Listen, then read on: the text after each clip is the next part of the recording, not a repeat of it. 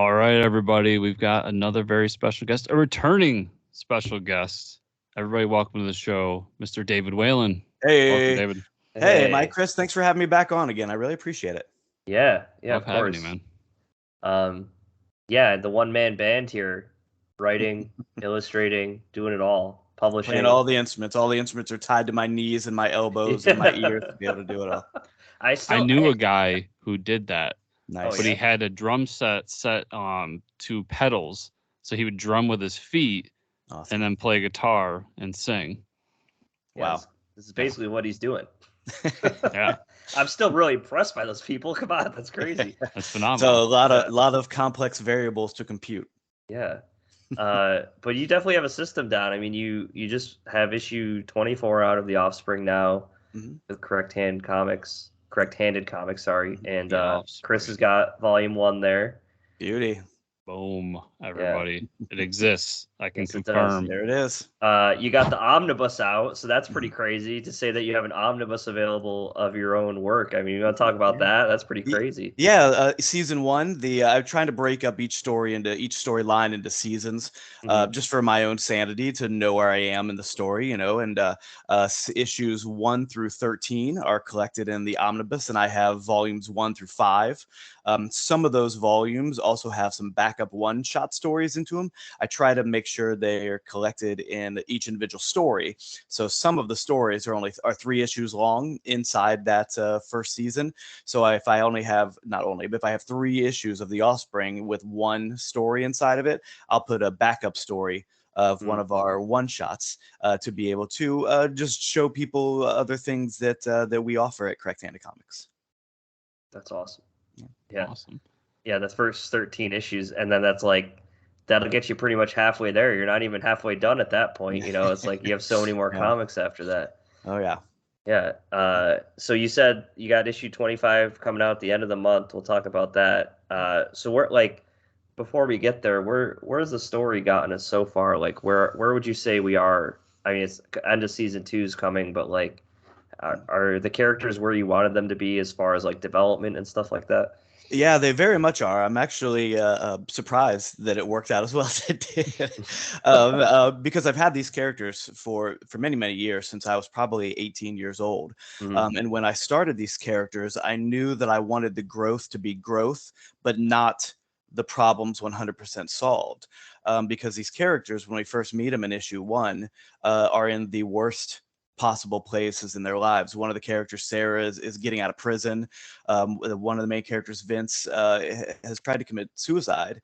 And another main character, I try to handle each of their problems differently. So Vince is the jokester. He handles all of his problems with trying to make a joke and then run away. Sarah is the one that's very standoffish. She's the one that doesn't interact with people. That wants to, would rather be alone than talk to anybody. And Will is the one that looks like he's got everything under control, looks like he's handling his problems well, but he's what I like to call the duck on the pond. On top of the water, it's smooth sailing. Underneath the water, it's just furious kicking and flipping and flapping all over the place. So Hmm. as his storylines start to progress, you start to see the cracks in Hmm. his character and his with his problems that he has been dealing with. Each one of these characters were abused mentally and physically growing up.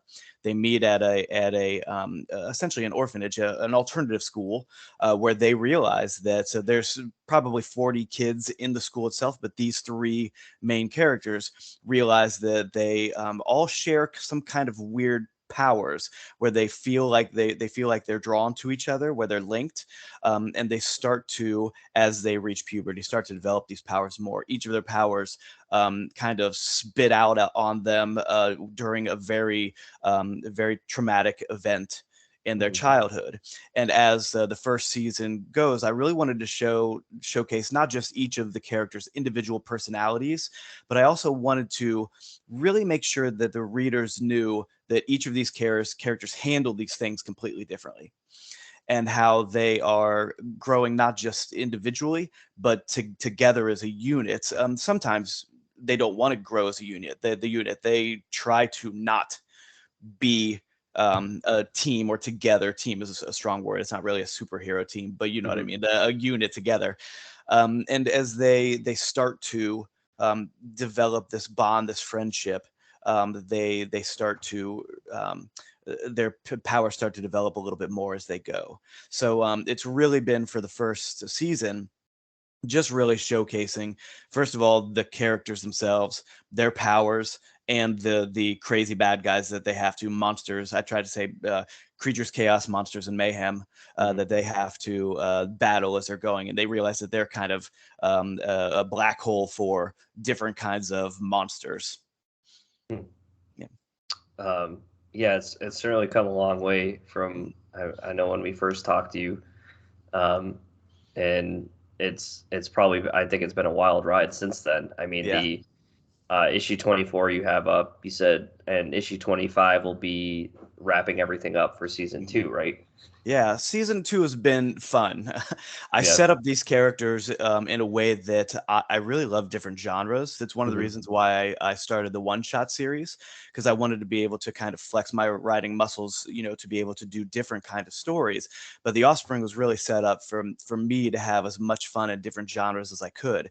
If season 1 was kind of like thriller, monsters, action, I say season 2 was kind of leaned a little bit more towards action sci-fi. Because season 2 starts with them searching for one of their long lost friends, Megan. So 3 of them, Sarah, Vince, and Will, as season 2 progresses, becomes 4, where their friend Megan, they realize that their friend Megan, who had been taken from them, is one of them who started, who lived her life with very traumatic events that I showcase in issue 23. And then they meet, and then she ran away. So she kind of set herself up to fail by leaving this group that she knew that she had a connection with, but did not care, was too scared, too worried about hurting other people because of the way her powers manifested, that she decided to run. So season 2 is really setting up not just searching for her, but also having a really developing an understanding of why the 4 of them connected. So season 2 starts with a time travel story back to the American Civil War, where they're all separate. All 4 of them are separated out into different areas. One, Vince is a Confederate lieutenant. Sarah is a Southern belle on a Southern plantation. Will is a slave, and Sarah is a runaway slave. So they've all started, in this area, kind of muddled and not knowing where they are or who they are in this new timeline. So it was really fun to be able to have them jump to a different time period, jump back, and still Sarah, Vince, and Will have to go on a road trip to be able to find Sarah in their time right now. Oh, that's really cool. Yeah, that's interesting. You play with the different timelines. Oh yeah. Season 3 actually is all time travel. Nice. It's starting a huge storyline. I set it up in the end of season 2 in issue 25, to where they've traveled through time. Issues 23, 24, 25, they travel back and forth through different timelines, through different time periods, and they end up kind of losing control over their jumps. And I set up the bad guy is creating a time machine, and he's in total control. And then they through their actions, they lose control. He loses control of how he can jump through time. So, and it sets up the next story of getting to know a little bit more about why these 4 characters have these powers, and why these 4 characters are so connected, not just to each other, but to the universe as a whole, which I've set up. I make little comments about, we have little things, little hints about why they're so important to the universe as a whole. And so with all this time travel, time jumping that you're doing, do you have like a favorite one that you got to do throughout, or you're going to do in this story? Yeah, I'm really excited because the end of this season, as they at the end of season 3, as they start to time travel in the end of season 2, they realize that they're going further back and further back and further back and further back. So by the end of season 3, I never thought I'd actually be able to get to this point to be able to draw this. In season 3, they're so far back that they're Cro-Magnon. They're not fully even human anymore. And I'm super excited. That's gonna be like a really contained contained storyline. But I'm really excited to draw it. I think I've got a pretty good handle on where the characters are and how they're going to come back together in that issue. But I'm super excited for every single storyline. They're on the Lusitania at the beginning of season 3. That's going to be issue 26 at the end of summer. They're going back to the execution of John the Baptist. One of them is going to be I forgot the French. Gosh, I should know her name right away. Joan of Arc. Oh, Joan of Arc. One of them to be Joan of Arc. So they're slowly moving further and further and further back into time, and there's a reason for it that I'm going to kind of explain as I move. I was about to say move forward, but as I move them backwards through time. Okay. Joan of Arc, the goth chick from Clone High. That's it. Exactly. Yeah. There you go. Yeah. It's so when they travel back, you're kind of de-evolving them with it.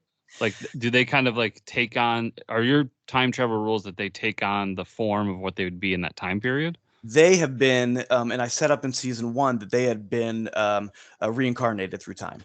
So every time they jump, they're jumping into who they were back in that time period. So, and I've kind of set it up to where as they continue to jump in time, they still remember all the other timelines. So as they jump further and further back into time, all these memories just keep getting flooded into their brain for them to remember not only now, but the 1960s where they are at the end of issue 25, because they're fighting one of my favorite serial killers, the Zodiac Killer.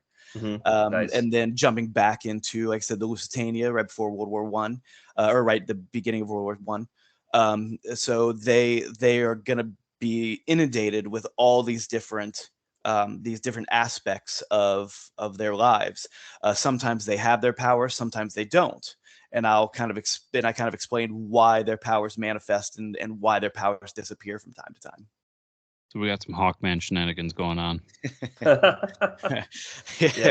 Depending on which origin, though, I guess. But I won't need to do any like Crisis on Infinite Earths. At all. You don't need to hire Venditti to fix it for you. I won't have to do any 12-part miniseries to be able to explain everything. To explain it all. That's awesome, man. Yeah, this is so cool that you're able to do a third season, and that the wrapping up season 2 issue 25 comes out the end of the month, right? Oh yeah. Yep. Great. And I'm super excited to see it. The way that I slowly introduced this 4th character, Megan, I think is very effective. I couldn't be prouder and happier of the way that it's turning out. Are you going to do anything special with the 25th issue, like an oversized or something weird? Yeah. Issue 25 is an oversized issue. 9 pages bigger than what it usually is, but I've also got some stuff in the back that I'm gonna do to be able to show some of the process. Awesome. So yeah, I'm working on getting that stuff all compiled right now, but to be able to do something a little bit different, a little bit special for the end of the season. It's really cool. Yeah, and he's doing it all himself. Everybody, come on, this is not easy. So fun, but not easy. Yeah, fun, but not easy. And I know last time we talked about some one shots that hadn't come out yet, and one that is out now. I wanted to ask you about is Hawthorne the Clown, because the one shots were ability for you to do all these other genres that you want to dabble in. So talk about that one. Yeah. So Hawthorne is actually my editor. Came to me and said he had to actually walk away for a few minutes. So I have another editor, Ryan Crow, who does an amazing job. He's a great writer. He's a comedian. He does some really fun stuff. But my editor before that, Patrick Daniel, was doing almost from the beginning. I think issue 5 he started with me editing, and he had to walk away for personal reasons. And he came to me a couple months later and said, "Hey, I've got a story. Are you still doing those one shots? Can we do it together?" And I said, "Of course we can. Let's do it. What do you got?" And he said 2 words to me. He said, "Clowns and vampires." And I said, What could go yeah, wrong? yeah, let's do nice. it. Why Why not? not? Yeah. Yeah. So he gave me the script, and I loved it. It was dark and it was funny and it was different. And when I started giving him pages, seemed to really like what I was putting out. And I think the one shots are black and white, so I think the black and white really really helped to show the darkness and the grossness of it without taking it too far. But yeah, it was a fun story to be able to draw, and it was one of the first times that I had not had any hand in the story at all. I have another one shot called The Sock Hop Killer, which is kind of my homage to like 80s slasher flicks. And I called up a buddy of mine, Paul Dulski, who does the Everything Horror podcast. Okay. And if you want to know anything about horror of any type, he's the guy to talk to. So I was running through the woods one day. I was trying to not be almost a 50-year-old man and try to keep in some kind of shape. And I was standing there, and you get that feeling in the back of your neck. You know what I mean? That like Yeah. feeling. Yeah. Right. So I started looking around with the goosebumps on the back of my neck, and I'm like, oh, that's fun. So I was like, I need to do a horror. I need to do a slasher thing. Yeah. So I'm like, what could I do? What kind of character could I do that would be different, but still have that feeling of Freddy and Jason and Michael Myers and all those kind of guys. So I love the 1950s as a era. And I said, what would, people would maybe expect the greaser with the leather coat and the, that kind of stuff. So I flipped it and I said, how about a female who's walking around in a poodle skirt and she's got a cool mask on, Yep. and she's killing people. So I had the basic idea, but called up my buddy Paul Dulski and said, hey, I've got this idea. What I want to take it to the next level, and you're the guy.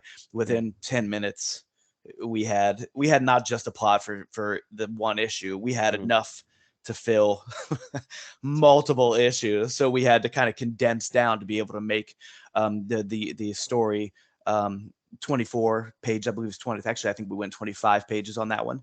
Yep. But still had enough there to be able to get some second or third installments out. And people really liked it. And I think Paul's still working on, we're still talking about the second installment of the Sock Hop Killer. So it's really fun to be able to work with people, be able to kind of dive in my own brain and do something like, well, aliens, do my homework all by myself, but also branch out to people that I know and trust that are very, very talented to be able to work with. It's been super fun.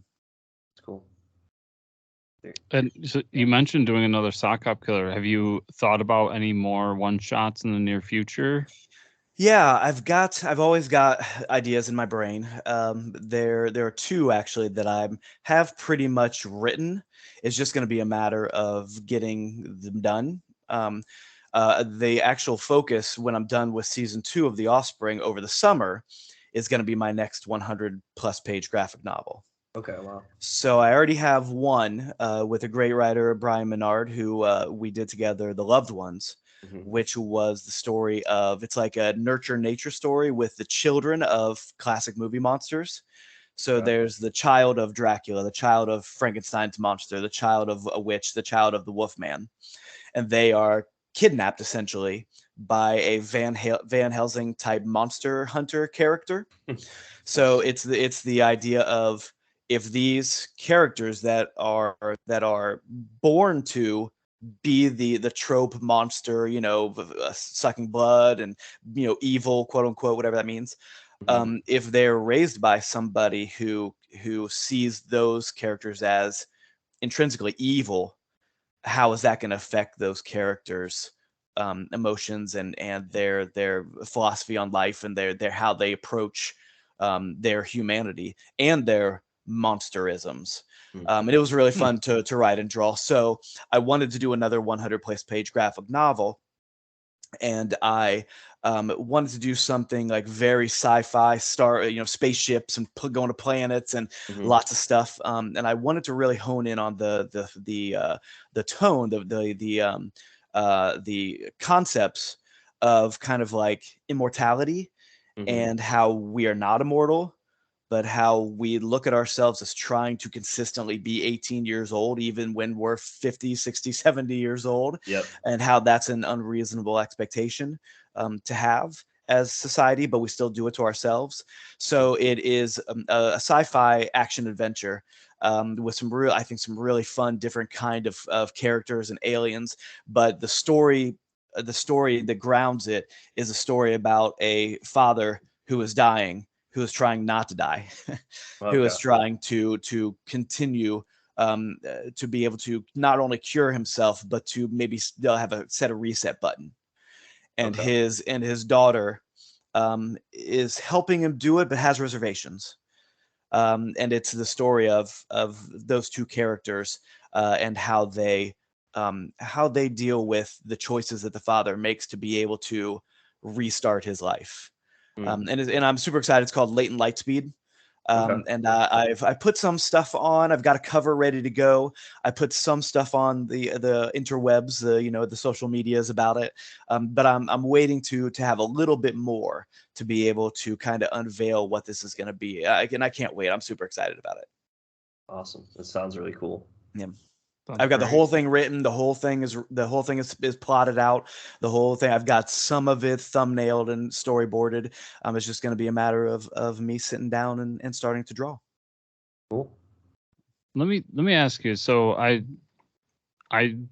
got volume 1 off of Amazon. Are you using their printing for these comics now? Yes.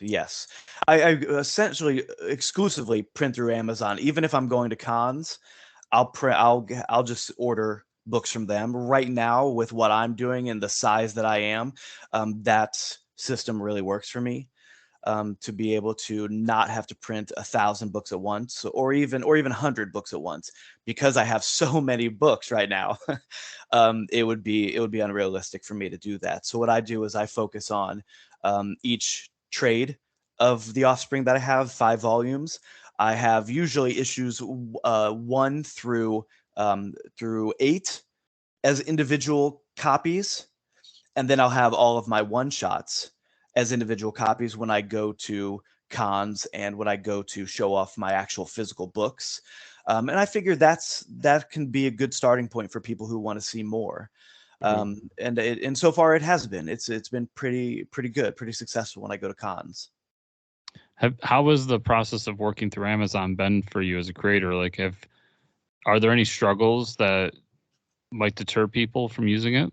Yeah, I would say the beginning, it's very much a learning process. Like anything like this, it's at the beginning, formatting was, kind of a hit and miss. Somebody else smarter than me, might do their first book and have it formatted and it's all done and it's great. But I had, some issues with their formatting process. Now I can format. I can pencil ink it, scan it in, clean it up, color it, and have the whole book formatted. If once I have everything colored and lettered, and once have the whole book formatted in 10 minutes. At the beginning, it probably took me 3 hours to get it right. Oh, wow. Yeah. But now I've got it done. So once everything's saved and the whole book is completed, the formatting takes no time. That's probably the least stressful part of the process now for me. Great. Yeah. That's interesting. Yeah.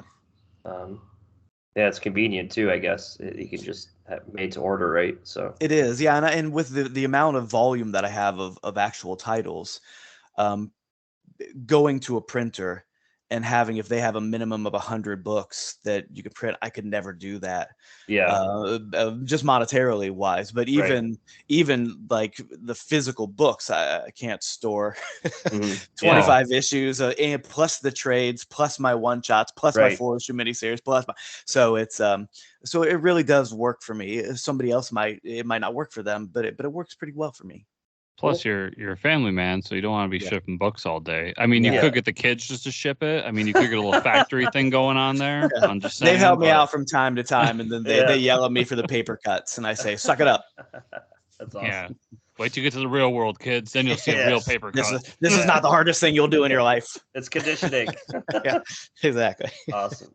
David, man, this is great. Always love talking to you. Yeah. And you're always putting books out, which is great, so people listening and watching, there's books out now and there's books still coming out for the Offspring and his one shots it's great stuff. And I know you can get it, everything's through your website, right? So where can people go to get all these books? Yeah, go to correcthandedcomics.com, and on any social media, if you search Correct Handed Comics, I'll pop up. It'll be the blue hand, just like this guy right here. Sometimes I have it be purple because I try to mix it up a little bit. Cool. But it'll be that big left hand right there. And you can find links on social media and Twitter and Instagram and TikTok and Facebook and all that stuff. Yeah, and links to everything I've ever created is up there, ready to go. Yeah, perfect. Correct-handed, because this right-handed supremacy must end. It's got to end. It's got to end. It's gotta no stop. more tying the arms of left-handed kids down on their chairs and making them be right-handed. Exactly. Straight. I don't think that's been a thing for about 50 years, but No, it's not. But still. Now I think the right-handed kids are being forced to play sports left-handed because it's an advantage. Yeah, it Because is. they realized how superior we were, David. Yeah. that's exactly right. Well, growing up playing sports, people would always get confused because I would do everything left-handed, but then I'd kick right-handed, or I'd, whatever right-handed. But with a bat, I can do both sides. With a glove, I can do both sides because you just always had to, because people would hand you a glove and you're like, right, well, and you had to figure it left-handed, and they would say tough. Yeah, right. Before I do the outro, playing baseball growing up, that was my favorite thing, was just after the first pitch, let's just switch sides. Let's mess with his head a little bit. Mix it up a little bit. Yeah. Yep. So everybody, the book is The Offspring. There's many more as well, but the formatting for it, I was looking through it earlier. It comes out really nice. The trades are good, so definitely check it out. As always, those links will be in the show notes below, so you can click on those, go to David's website, or go straight to the Amazon page where you can just buy stuff right then and there. So, David, thank you so much for being on the show today, and all the other times you've been on the show, and all the future times we're going to have you on the show. Awesome. We love chatting with you, man. Love being on the show. Thank you guys again very much. I really appreciate it. Thank you.